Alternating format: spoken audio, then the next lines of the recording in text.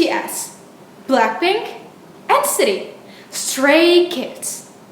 Which one is more familiar with you? Can you dance like they do?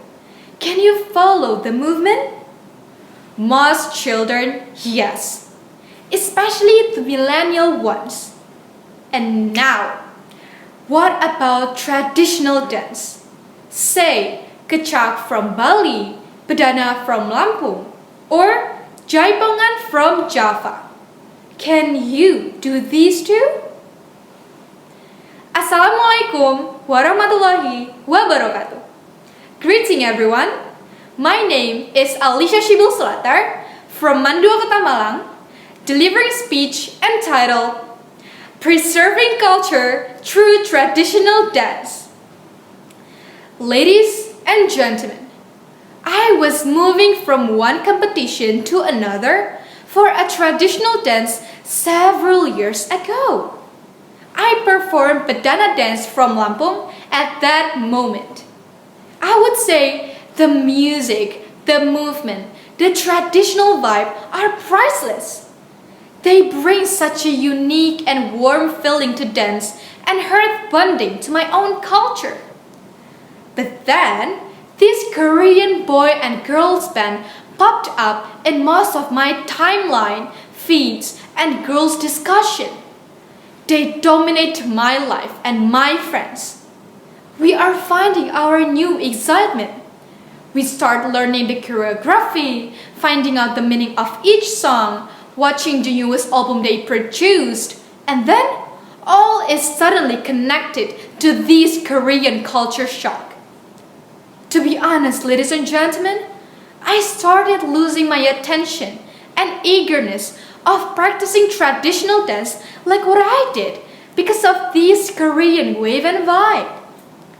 But one day, something amazing coming out.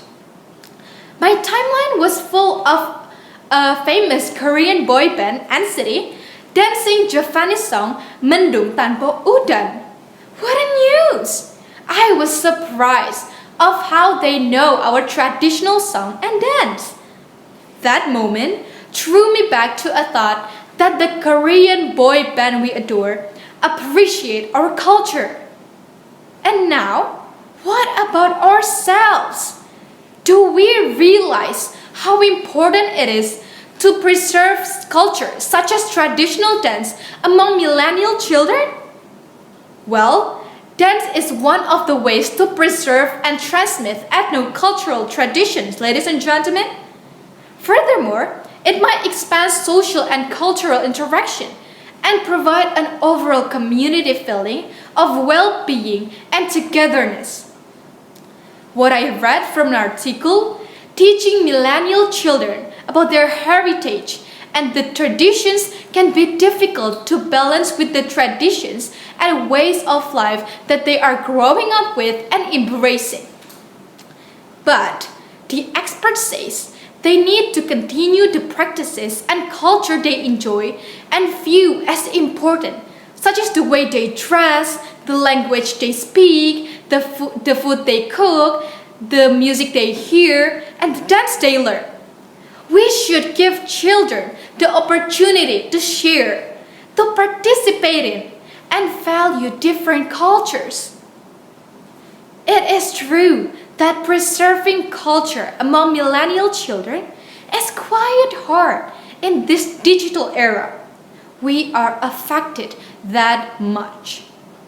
As a teenager who experienced myself to expose traditional culture, I might suggest such a small idea for school to arrange as many events and festivals as possible, to promote traditional art and dance, to invite students from other schools visiting and learning traditional culture, organizing other competition on traditional dances at local, national, and international level to preserve and strengthen our culture, especially for millennial children who start to be unfamiliar with our own kind.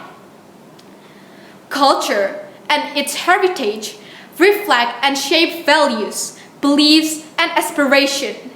Thereby, defining people's national identity. It is important to preserve our cultural heritage because it keeps our integrity as a nation. That would be all, ladies and gentlemen. Thank you very much for listening. I am Aleesha Sybill Sholatar. Wassalamualaikum warahmatullahi wabarakatuh.